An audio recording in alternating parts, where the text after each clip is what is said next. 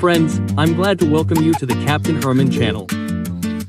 Let me remind you that we're sailing around the world and simultaneously talking about everything related to yachting. Today we'll touch on an interesting topic, water. Water on a boat.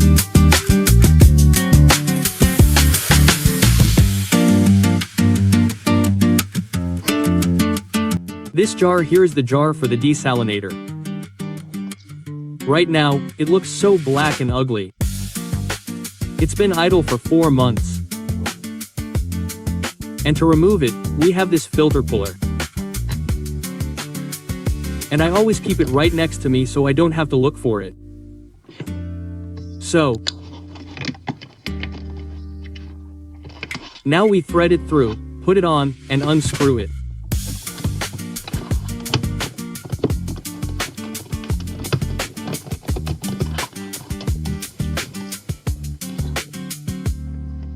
Before that, we close the valve, which, naturally, we forgot to close. Anyway. Now comes my favorite part. It needs to be removed without suffocating. Warning. Warning. Although I can't say it's completely sad. I think, well, of course, we won't use it anymore, but I can't say this filter is completely broken. That is, the walls are dirty. The walls are dirty. We'll wash the walls now. And, actually, we'll use a new filter itself, of course, but this one is fine. We have a new 5-micron filter.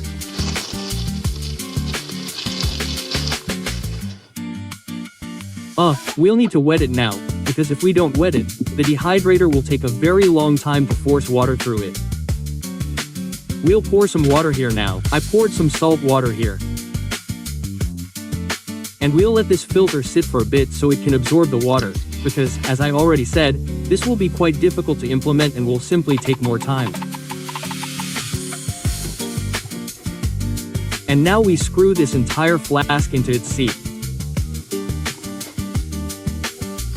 You need to make sure the top of the filter itself fits correctly into its groove. That's it, screwed on.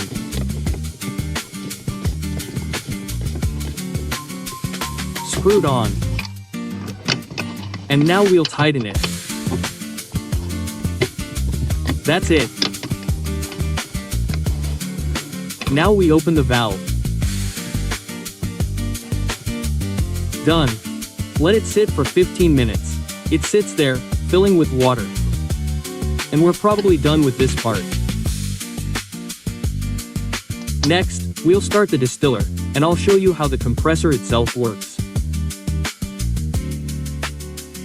This compressor creates pressure, pumps, creates pressure in the circuit. Here's the circuit itself. I don't know what's visible, you can't see it, it doesn't matter. Here, and, the water pressure, the salt water from the sea, goes into this membrane. This is a double circuit membrane. Pressure is created and the salt water is forced through the membrane. The cross-section of the salt water is smaller than a molecule of salt water, but larger than a molecule of fresh water. Therefore, the salt water is forced through the membrane, and fresh water remains. And the fresh water then goes into the tank. So, this membrane is, in fact, what makes our drinking water. Now the distiller is 12 VS, turn it on. The motor itself has turned on and begins to create pressure in the circuit itself. And here it looks like this, the 12 volts regulator. We turn it on and start turning the pressure regulator. I think it'll take a fair amount of time to pump all the water because we have a new filter, and it just needs to draw this water into the system itself. So it might take a little while. Oh, there it goes, there it goes, there it goes. Here's the water. Pressure is building up. Gradually, we wait. It's quite a long process. Usually, it takes about 5 minutes, although no, it's not that bad. The arrow has already started moving upward. Here you can see how air is escaping from the system.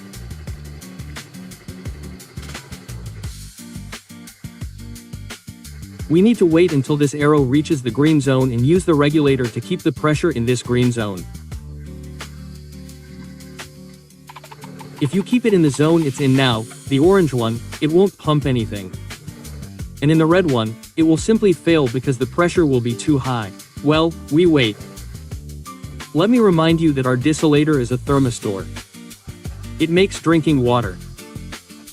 I don't know how they do it, but the instructions say it's not desalinate, not desalinated water, but drinking water.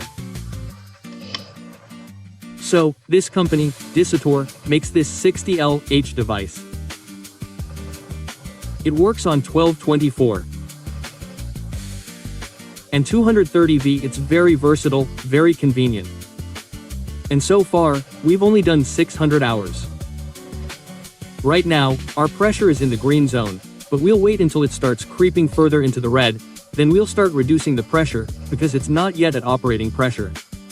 You can see the argility light is on here. This means the water isn't working properly yet, meaning it's not yet fresh.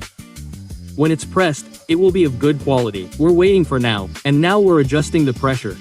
It needs to be set. It will fluctuate for a while. You can see it when the air is being expelled. The pressure seems to hold, but it can drift left or right, and while the air is being expelled, pity keeps coming. Everything has returned to good quality. Now it's finally expelling all the air from the system. This adjustment takes about a couple of minutes until you get the pressure exactly in the green zone.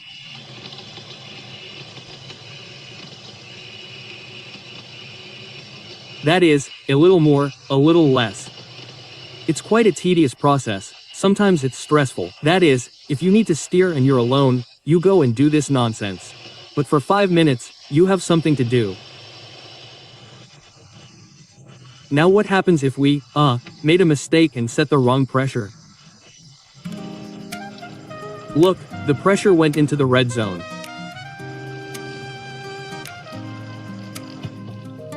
Everything dropped to the alarm, and that's it, protection worked. The compressor shuts off. We turn it off and restart the system from scratch.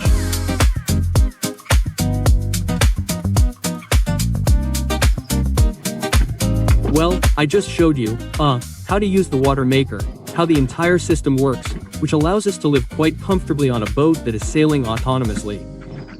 I also wanted to tell you a short story about how we crossed the Atlantic. When we arrived at the Tenerife, we started the water maker because we didn't need it in the Mediterranean. Every 20 to 50 miles, the marina would come in, fill the tank with water, and then fill up. That's it, that's enough. It's much easier than starting it up and making water.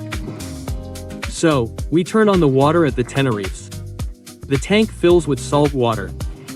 They remove the membrane is defective. Warranty. We send it to the factory, and a working membrane arrives. We assemble it, and it produces salt. That's how we crossed the Atlantic. Our water maker wasn't working. 5 people on the boat, 1 liter of water a day. In short, we crossed the entire Atlantic on one tank. Then, at Martinique, it turned out that when they were assembling the water maker in Veneto, they, with their clumsy hands, assembled a saltwater tube, they ran it into the tank, and drained the freshwater tube overboard. So, I won't say anything. Let the people from Veneto feel ashamed of themselves in this regard, because I understand it's a human error, but I think such things need to be investigated. Friends, thank you for being with us on our channel, Captain Herman. We will continue filming, telling you about yachting aspects, how it all happens on the water, the technical design of the boat, and so on, and so forth. And for our new viewers, stay with us and become part of our big yachting family, yachtsmen all over the world. See you at sea. Bye.